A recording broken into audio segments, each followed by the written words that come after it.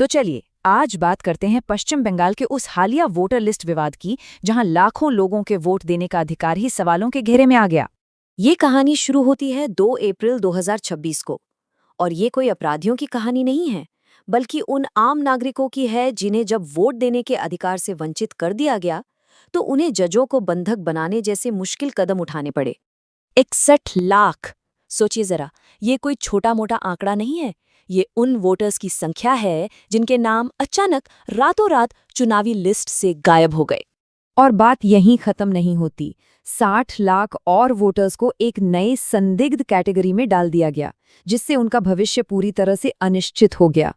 मतलब कुल मिलाकर स्पेशल इंटेंसिव रिवीजन नाम की एक प्रक्रिया ने 1.2 करोड़ से ज्यादा लोगों पर असर डाला। आप सोच सकते हैं, राज्य का हर छठा वोटर इससे प्रभावित हुआ। तो सबसे बड़ा सवाल ये उठता है कि इतनी बड़ी गड़बड़ी, इतनी बड़ी उथल-पुथल आखिर हुई कैसे? इसका जवाब एक खराब एल्गोरिदम में छिपा है। इस पूरे मामले की जड़ में है एक ऐसा सॉफ्टवेयर जिसे कभी टेस्ट ही नहीं किया गया और एक नई कैटेगरी बना दी गई, संदिग्ध मतदाता। ये कैटेगरी पहले कभी थी नहीं। और सबसे हैरान करने वाली बात तो ये है कि लोगों को संदिग्ध बताने की वजह कितनी मामूली थी, जैसे नाम की स्पेलिंग में कोई छोटी-मोटी गलती या रिकॉर्ड में जेंडर का मैच ना होना, और वो भी एक ऐसे देश में जहां डॉक्यूमेंट्स में ऐसी गलतियां कितनी आम बात है। और शायद सबसे चौंकाने वाली बात, इस सॉफ्टवेयर को सटीकता के लिए बिना किसी जांच परख के ही इस्तेमाल में ले आया गया। बाद में तो अधिकारियों ने खुद ये बात मानी कि उन्हें कोई अंदाजा ही नहीं था कि ये 95% सही है या 60%। तो चलिए अब देखते हैं कि इस पूरी कवायद का बताया गया मकसद क्या था और असलियत में जमीन पर क्या सामने आया। देखिए, यहाँ एक बहुत बड़ा विरोधाभास सामने आता है। सरकार ने कहा कि मकसद अवैध आप्रवासियों को पहचानना है, लेकिन डेटा बताता है कि सबसे ज्यादा असर हिंदू शरणार्थियों पर पड़ा।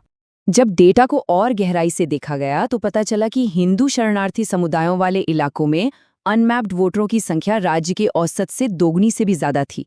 वहीं दूसरी तरफ मुस्लिम बहुल इलाकों में ये दर सबसे कम 1% से भी कम थी। लेकिन ये सिर्फ आंकड़े नहीं है। इन आंकड़ों के पीछे उन लाखों लोगों की कहानियां छिपी हैं जिनकी जिंदगी पर इस एक गड़बड़ी का सीधा असर पड़ा। जरा देखिए कौन कौन लोग प्रभावित हुए। एक कारगिल युद्ध का हीरो, एक रिटायर्ड हाईकोर्ट जज, एक वर्ल्ड कप जीतने वाला क्रिकेटर, यहाँ तक कि राज्य सरकार के 2 मंत्री, डॉक्टर, वकील, पुलिस अफसर। हद तो तब हो गई जब इस काम को करने वाले बूथ लेवल अधिकारियों के नाम भी लिस्ट से गायब थे। ये बहुत अपमानजनक और दर्दनाक था। ये शब्द एक रिटायर्ड जज के हैं जिनका नाम मतदाता सूची से हटा गया था। सोचिए, उनका नाम भी तब वापस आया जब मीडिया ने इस मामले को उठाया। ये दिखाता है कि लोगों पर इसका कितना गहरा असर हुआ। पर यह विवाद सिर्फ नाम हटाने तक ही नहीं रुका। आरोप ये भी है कि नए वोटर जोड़े गए और पूरी प्रक्रिया में पारदर्शिता की भारी कमी थी। एक जांच में तो ये भी सामने आया, और ये बहुत चौंकाने वाला है, कि एक ही चुनाव क्षेत्र के अंदर मुस्लिम बहुल बूथों पर हिंदू बहुल बूथों के मुकाबले 19 गुना ज्यादा वोटरों को संदिग्ध मार्क किया गया। तो मतलब आरोप एक दोहरी रणनीति का है। एक तरफ असली वोटरों के नाम हटाए जा रहे थे और दूसरी तरफ ये भी आरोप है कि नए वोटर्स को लिस्ट में जोड़ा जा रहा था। और तो और पारदर्शिता को और मुश्किल बनाने के लिए जो फाइनल वोटर लिस्ट जारी की गई, उसे ऐसे फॉर्मेट में पब्लिश किया गया जिसे कोई आसानी से जांच ही ना सके। नॉन सर्चेबल PDF, बड़ी बड़ी फाइलें, वाटरमार्क, सब कुछ था ताकि इसका विश्लेषण करना लगभग नामुमकिन हो जाए।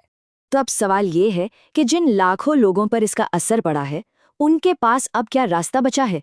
वे अपने वोट के अधिकार के लिए अब क्या कर सकते हैं? हाँ, एक आधिकारिक प्रक्रिया तो है। जिन लोगों के नाम हटा दिए गए हैं वे अपील करके उन्हें वापस जुड़वा सकते हैं, ऑनलाइन भी और ऑफलाइन भी।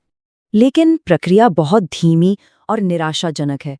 अब तक 2 लाख से ज्यादा अपीलें दायर हो चुकी हैं और उनमें से सुनवाई कितनों पर हुई है?